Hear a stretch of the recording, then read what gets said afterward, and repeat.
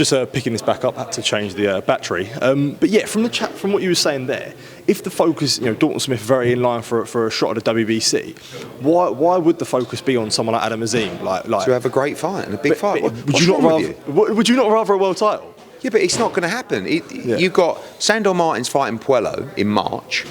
They're going to ask for a voluntary, right? Which they will, and then they'll have to fight Dalton Smith. What you're saying is the epoxy mentality of, why would you take a fight like that? It's a bit dangerous to fight for the world title. I just say if I was looking, I would rather a world title than the Adam Azim fight. But it's not there. So risk gamble. What the fuck? What's wrong with people? Yeah. Like we know the Adam Azim fight is not a gimme. It's a proper fight. We think we win, but we might lose. And then if we lose the chance. We are slotted in.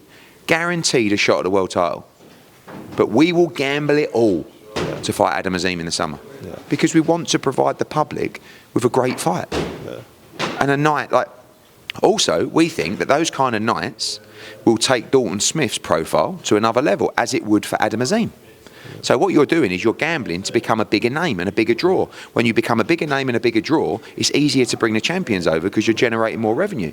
I don't mean to be rude. See the crowd for Adam Azim tomorrow night. That both of them need a profile boost to start selling out Hillsborough or the O2, and the way you do that is to fight each other. Do you know what I mean? Yeah. And if Dalton Smith fights Adam Azim in the summer, beats him, you can then bring a world champion to the UK off the back of it, rather than potentially travelling. So all we're trying to do is keep the momentum of Dalton Smith, keep the profile going of Dalton Smith, pay him as much money as possible, and put him in great fights. It's very simple.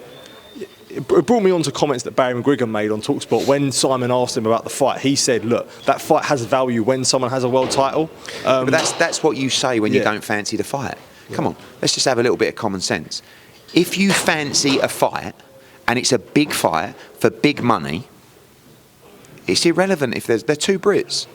If you say, one of them's got... Who's to say that Adam Azim is going to win a world title? Who's to say Dalton Smith... Barry said that, and then he questioned the capacity of Dalton, where he said, I questioned Dalton's capacity to win a world title. His capacity? Yeah. I mean, OK.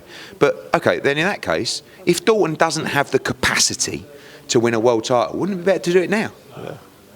So you're saying that fight will be better when Dalton Smith wins a world title, but he doesn't have the capacity to win a world title, so we'll have to wait and see. Make it now.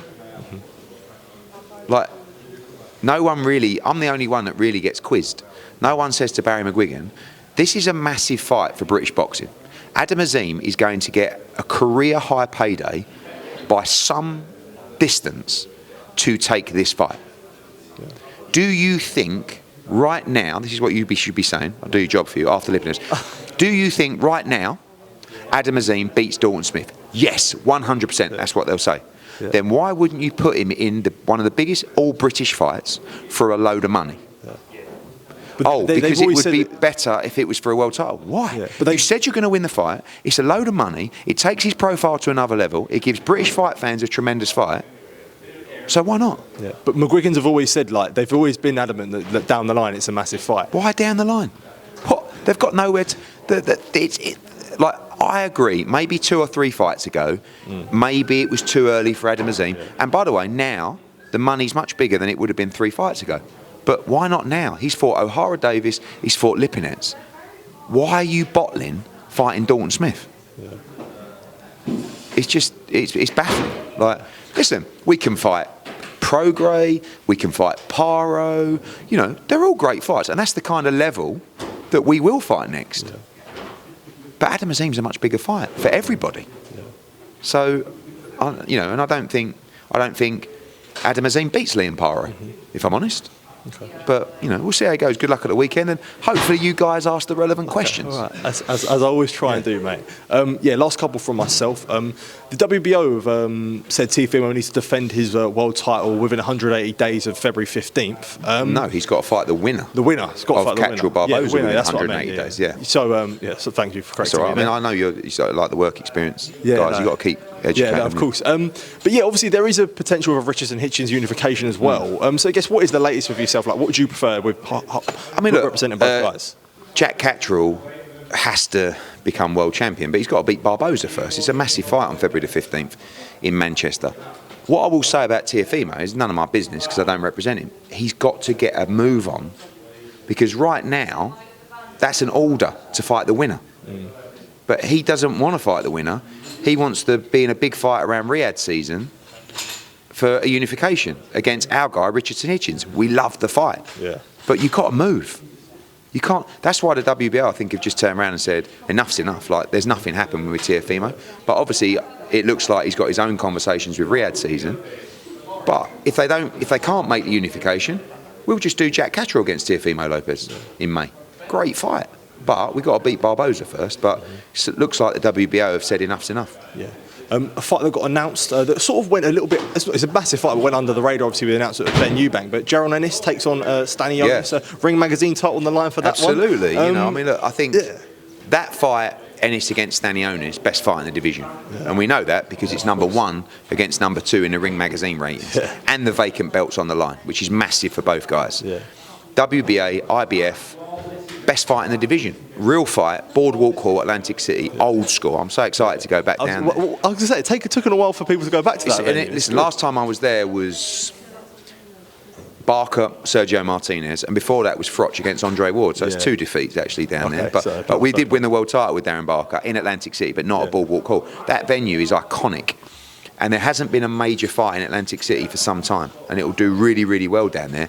And it is a brilliant fight. So, Boots said to me, look, he won the IBF Interim World Championship. The champion, Errol Spence, wouldn't fight him. And eventually he got elevated to full champion. Yeah. He's never beaten a champion. And it's in his head. Before he potentially moves to 54, he wants to fight at least one champion. And Stanionis is the best fighter in the division outside of Boots. And Boots will have to improve in that fight. You know, this is a very dangerous, tough fight. I don't think a performance like what we saw against Judazian may be enough to beat Stanionis. But there's plenty of levels within Jaron Ennis. And this is the fight that gives him the ring belt, the big unification, and then maybe the move to 54. Or if Brian Norman is ready, or Barrios is ready, maybe we go again and try and capture another belt. We mentioned Teofimo previously there. Would there be an interest of that if Teofimo wanted to move on? You know, His Excellency, look, the conversations I had with His Excellency was Teofimo would like to fight Richardson Hitchens and then fight Jaron Ennis. Yeah. And I thought to myself, you've got to beat Richardson Hitchens first. Teo's a great fighter.